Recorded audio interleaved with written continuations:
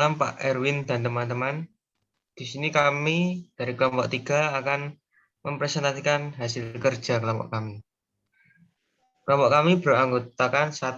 Eduardus Nova Griwo dengan NIM 211340035, 2. Vinka Kurniawanti dengan NIM 211340040, 3. Paulina Minggu dengan NIM 211340041, 4.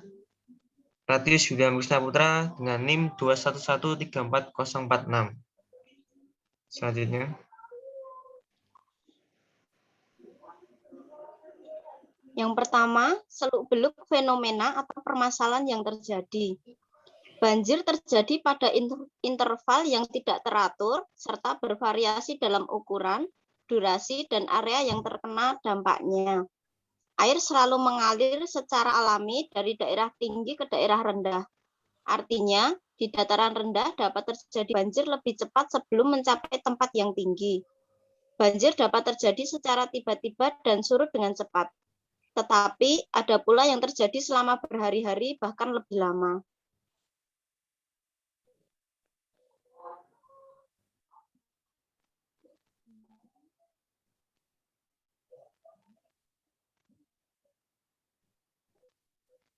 Banjir telah melanda berulang kali sejumlah wilayah di DKI Jakarta tahun 2020. Data Badan Nasional Penanggulangan Bencana atau BNPB menunjukkan banjir bulan Februari paling parah terjadi di Jakarta Timur dengan 25 kelurahan yang terdampak dan 758 individu yang mengungsi. Ada pula wilayah yang paling sedikit terdampak banjir adalah Jakarta Utara dan Jakarta Barat yang hanya melanda 5 kelurahan. Topografi atau bentuk permukaan bumi di Provinsi DKI Jakarta dianalisis dari aspek ketinggian lahan dan kemiringan lerengnya. Terletak pada dataran rendah dengan ketinggian rata-rata 8 meter di atas permukaan laut. Faktanya, bahkan sekitar 40% permukaan tanah Provinsi DKI Jakarta berada di 1–1,5 meter di bawah muka laut pasang. Fenomena banjir yang terjadi di Jakarta juga tidak lepas dari kemiringan lerengnya. 2. Penyebab atau daya pendorong dari fenomena atau permasalahan tersebut, yaitu terjadinya banjir disebabkan oleh berbagai faktor. Berikut ini penyebab terjadinya banjir. 1. Hujan. Setiap kali terjadi hujan yang lebat dan memberi kapasitas sistem drainase, banjir akan terjadi. 2. Sungai meluap. Sungai yang meluap dapat menyebabkan banjir. Meluapnya sungai dapat terjadi ketika air lebih banyak di bagian hulu dari biasanya. 3. Badai dan angin kencang di pantai. Air laut dapat terbawa angin kencang dan angin topan ke daratan pantai yang kering lalu menyebabkan banjir. Kondisi dapat lebih buruk jika angin tersebut juga membawa hujan sendiri. 4. Bendungan rusak. Tanggul dibangun di sisi sungai dan digunakan untuk mencegah air tinggi membanjiri daratan yang berbatasan. 3. Dampak dan pengaruh pada kehidupan masyarakat. Terjadinya banjir menimbulkan konsekuensi yang berdampak pada ekonomi, lingkungan, dan manusia. Berikut ini beberapa masalah yang disebabkan oleh banjir antara lain. Yang pertama, banjir.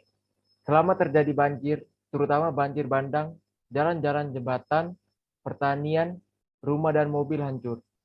Orang menjadi tunawisma, pemerintah menggerakkan petugas pemadam kebakaran, polisi, dan peralatan darurat lainnya untuk membantu para korban.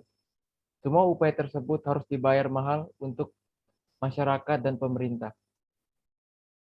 2. Lingkungan. Lingkungan juga terkena dampak negatif ketika banjir terjadi. Bahan kimia dan zat berbahaya biasanya berakhir di air dan mencemari badan air yang akhirnya banjir. Sebagai contoh bencana tsunami besar melanda Jepang dan air laut membanjiri sebagian dari garis pantai pada 2011. Banjir menyebabkan kebocoran besar-besaran di pembangkit nuklir. Sejak itu menyebabkan radiasi tinggi daerah itu. Pihak berwenang di Jepang khawatir tingkat radiasi nuklir Fukushima 18 kali yang lebih tinggi dari yang diperkirakan. 3. Manusia dan hewan. Banyak orang dan hewan tewas dalam banjir bandang.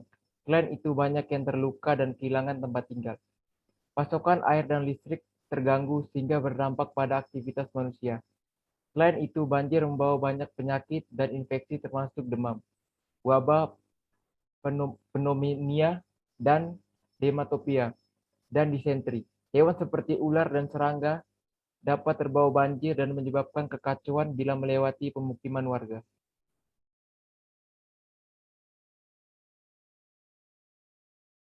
Selanjutnya, Yang keempat, rekomendasi solusi atau saran.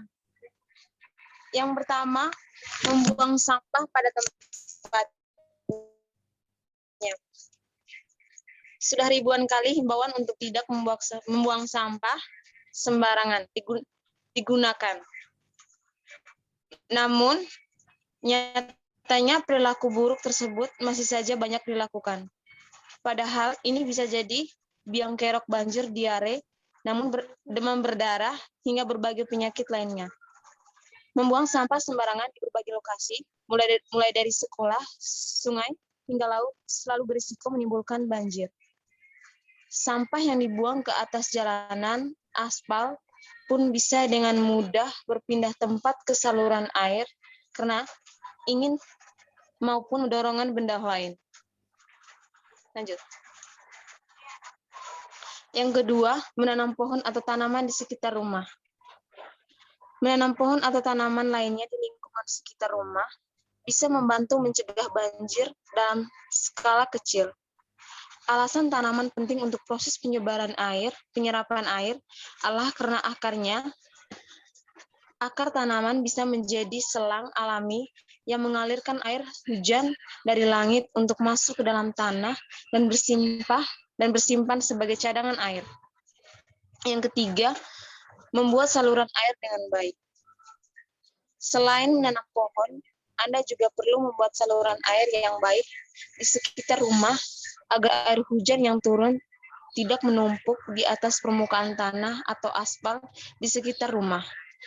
Untuk Anda yang tinggal di daerah banjir, selain berusaha untuk menambah tinggi garasi rumah agar air banjir tidak mudah masuk, coba kembali saluran air di sekitar. Jika kurang baik, segera perbaiki agar air hujan bisa mengalir dengan baik. Yang keempat, menambah lahan penyerapan air. Untuk Anda yang memiliki pekarangan atau halaman rumah, usahakan untuk tidak menutup semuanya dengan beton atau aspal. Jika tidak memungkinkan untuk menjadikannya sepenuhnya tanah, gunakanlah paving sehingga masih ada lahan untuk penyerapan air. Yang kelima, rutin membersihkan selokan rumah. Lakukan kerja bakti rutin setiap 2 minggu sekali atau setiap bulan di lingkungan rumah untuk membersihkan selokan. Selain bisa mencegah banjir, kegiatan ini juga akan mencegah selokan menjadi sarang nyamuk dan tikus penyebab penyakit. Yang keenam, tidak menebang pohon secara liar. Jika di lingkungan sekitar rumah masih terdapat kebun atau hutan yang rindang, pastikan untuk tidak melakukan penebangan secara liar. Pohon sangat dibutuhkan untuk proses penyerapan air hujan. Semakin banyak pohon yang ditebang, maka risiko terjadinya banjir pun akan bertambah tinggi. Tentu, praktik serupa juga perlu diterapkan oleh perusahaan-perusahaan dalam skala yang lebih besar. Yang ketujuh, menghadapi pembangunan rumah di tepi sungai. Menghindari maksudnya. Membangun rumah di tepi sungai memiliki banyak risiko sekaligus bisa merusak lingkungan karena sampah rumah tangga jadi jauh lebih mudah hanyut di sungai. Selain itu, lingkungan yang biasanya terlalu padat tersebut bisa menjadi tempat berkembangnya berbagai penyakit yang bersumber dari sanitasi yang buruk. Lanjut. Kesimpulannya. Langsung ya. Banjir di DKI Jakarta sudah berulang kali terjadi. Pemicu utama terjadi banjir adalah intensitas hujan yang tinggi. Di samping intensitas hujan yang tinggi, penyebab banjir adalah berkurangnya daerah resapan air. Kondisi ini diperparah dengan letak DKI Jakarta yang merupakan dataran rendah dan kecenderungan masyarakat untuk membuang limbah dan kotoran ke sungai juga telah menjadi kebiasaan sejak dulu kala, jauh sebelum adanya sarana dan prasarana sanitasi. Dampak negatif terhadap ekonomi, sarana dan infrastruktur, dan kesehatan langsung bisa dirasakan masyarakat. Dibutuhkan tekad, perencanaan, dan penerapan yang konsisten dari berbagai pihak untuk menyiasati kondisi alam yang kurang bersahabat, tentunya guna mencari solusi yang terbaik yang bisa dilakukan. Pemerintah ataupun pengelola dapat melakukan penyuluhan berkala tentang antisipasi banjir dalam waktu jangka pendek dan jangka panjang sehingga dapat menimbulkan kesadaran lingkungan bagi masyarakat. Selain itu, perlu adanya penerapan regulasi pemberian sanksi bagi warga yang telah membuang sampah sembarangan, terlebih di badan sungai, agar memberikan efek jera kepada setiap warganya.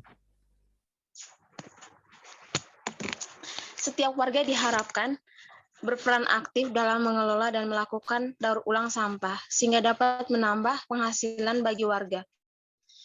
Melakukan pemilihan